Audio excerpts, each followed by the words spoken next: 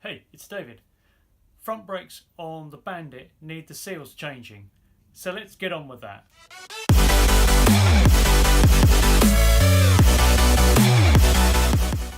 So how do you know when the seals on your brakes need changing? Normally it'll be one of two things. The first thing is that your brakes might be binding. When you spin the wheel to do your normal check to see how much drag there is, you might hear the pads rubbing a bit more than usual, or the wheel just might not spin. So that would then lead you to clean the brakes, which is the second time that you'll notice. When you're cleaning the brakes, you might just notice that the seals are poking out. You might notice there's excessive corrosion on the pistons, or when you pump the pistons out so that you can clean them, you'll see that it pops the actual seal out with it. Let's have a look at a couple of examples of what this might look like. I can see that the dust seals are poking out on both cylinders. Look at that corrosion, and it has pumped the dust seal out with it, because there is no way that the dust seal can be sliding over all of this corrosion. And here comes the second one. Yeah, and look at that. Just look at all the corrosion, and again the dust seal has popped out.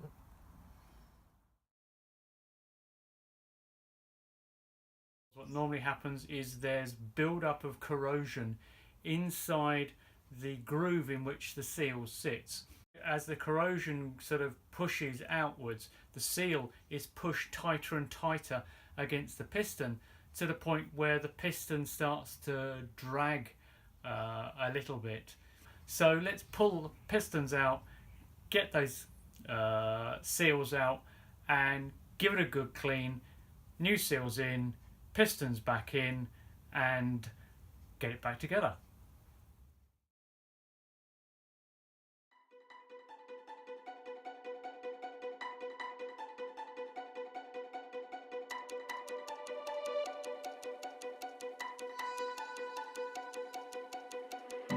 Yeah, we said we let it go,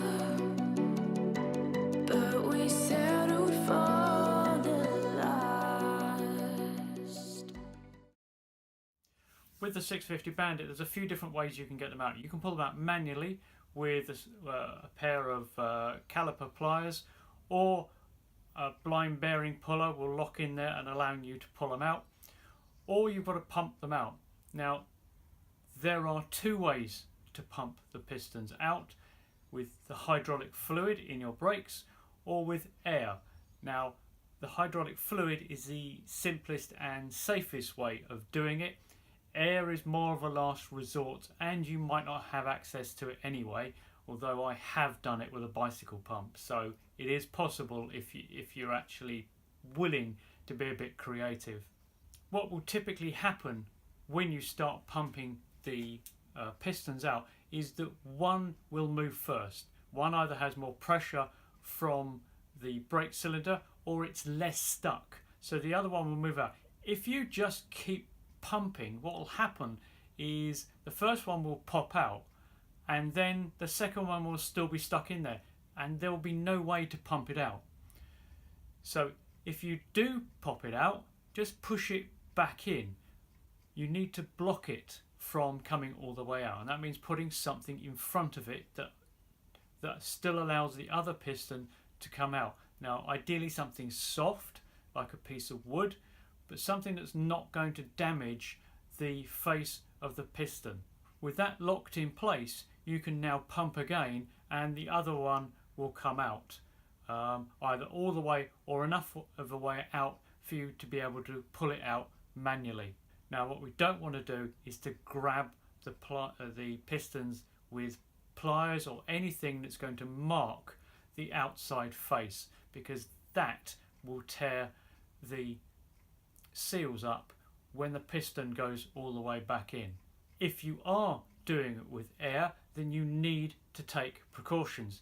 Probably safest to take precautions with the hydraulic fluid as well, but typically it's not as violent. With air, when that piston comes out, it tends to come out explosively, like a bullet out of a gun, and it will bounce around your workshop.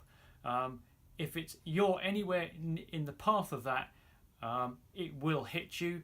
And if, for example, you've got it facing towards your face, you definitely could do yourself a serious injury. So the way to do it is you can partly block it, as we did with fluid, until it's most of the way out.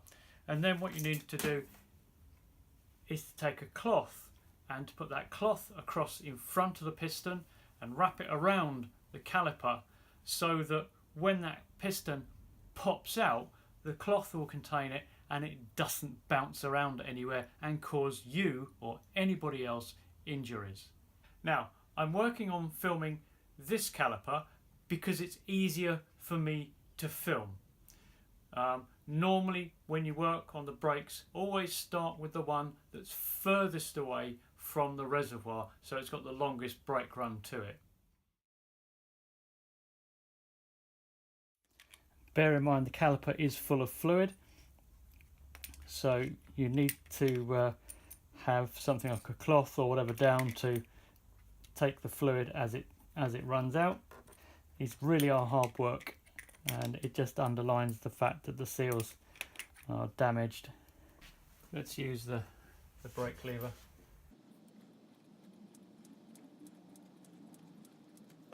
Here you can see white corrosion.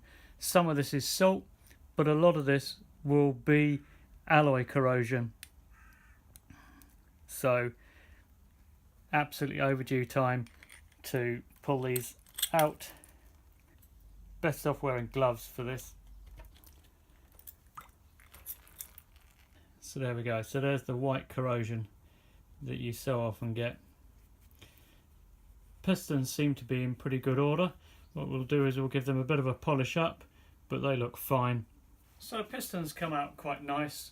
They do get a bit of pitting, but so long as the pitting doesn't go down past the point where the seals are, you're okay. A bit of this piston will always be sticking out, more or less.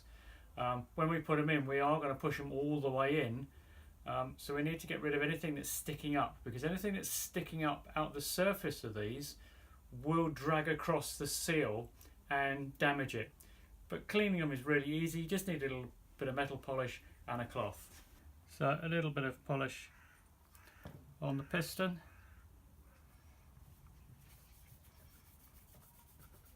And rotate the piston as you do this.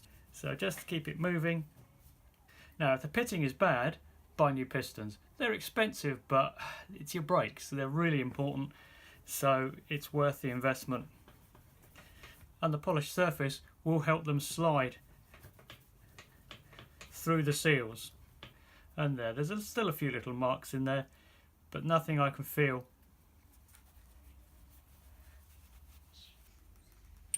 Right, so those are the two pistons. So a bit smeary for my fingers, but that's cleaned and polished, no pitting.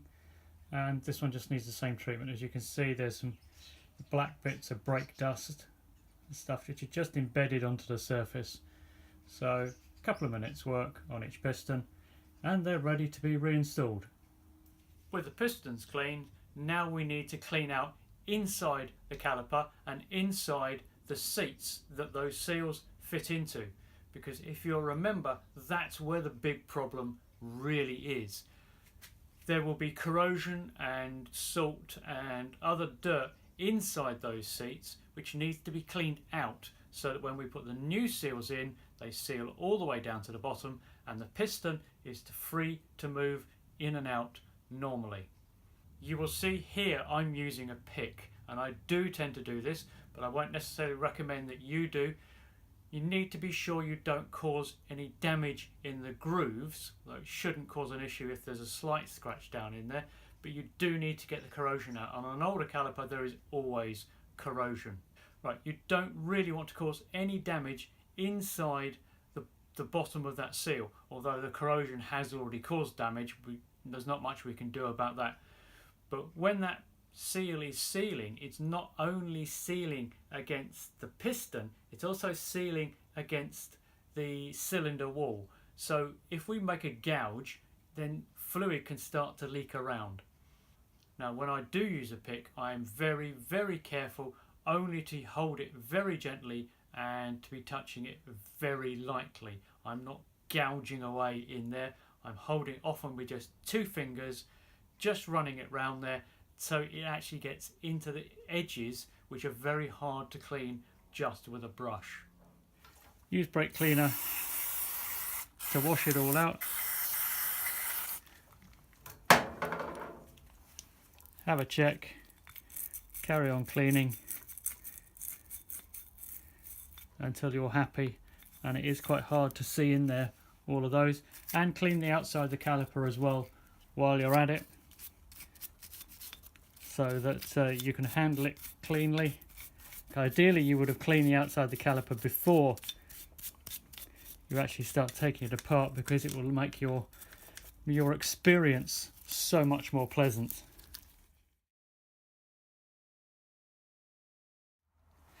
The only thing that should lubricate the new seals should be brake fluid.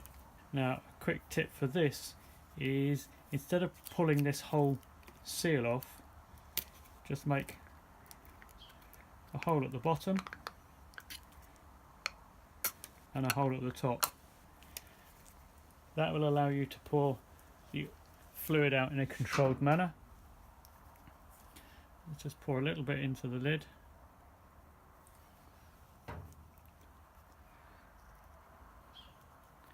So we can now use this to actually lubricate the seals.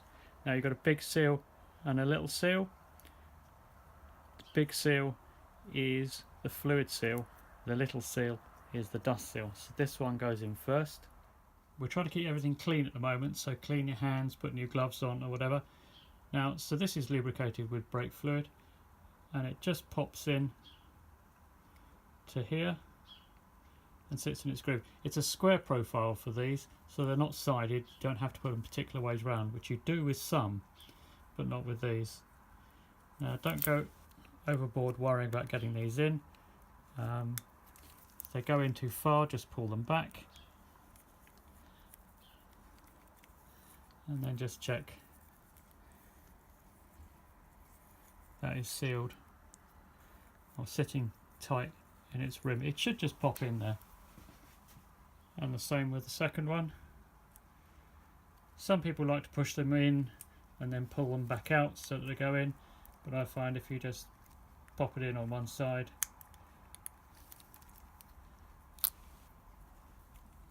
now you can see that's actually not sitting in there square, or you may not be able to see.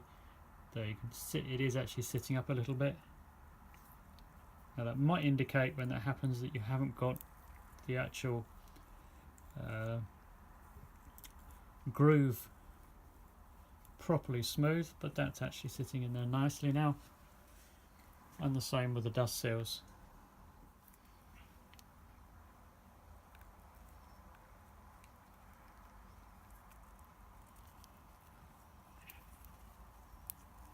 Just feel and have a good look to make sure they're sitting square.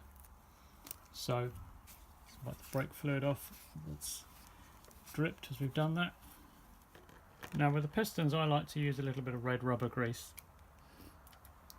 just to help them slide in, although that brake fluid should already be enough. So just a light smear on the outside. Don't get it on the bottom, don't have too much. Just a light smear to help it slide through those rubber seals. Now don't worry about it contaminating the brake fluid, which is why we don't really want to put too much on and why we don't put any on the bottom, because those seals will actually squeegee this grease up and off the piston. That's why we don't want to use too much of it. Now with new seals in clean grooves with polished pistons, these should slide straight in. So just give it a little bit of wobble. What we don't want to do is push the seals out of place by shoving it in at an angle. So try and get it square, and then just gently rock it a little bit side to side so it slides in. So it'll go past this dust seal very easily because it's a little thin seal, and then it'll pop past. There we go. The oil seal. You can see this one being pushed out by the air pressure, and here you can see the a ring where the red rubber grease has been squeegeed out of the way. So push them down in.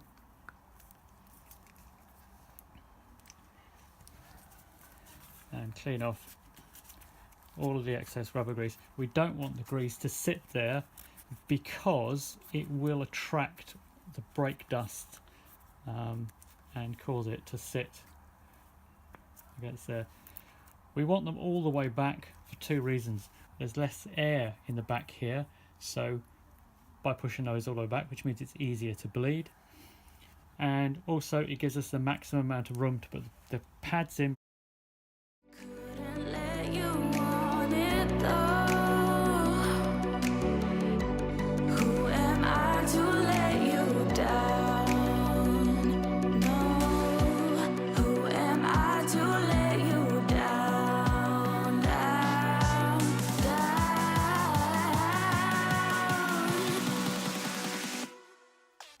So there we have it, changing the piston seals on the front brakes of the 650 Bandit. It's quite a simple job. Most of it is just the routine stuff you will always do every time you take your brakes apart for cleaning. What you have to remember is safety in getting those pistons out so you don't injure yourself, and keeping everything clean when you're putting them back together. Otherwise, it's a simple enough job. But remember, now that we've had the calipers apart and the pistons out, you do need to put fresh brake fluid back into the systems, so it will need a complete bleed through with fresh fluid. So thanks very much for watching, and I will see you guys again soon.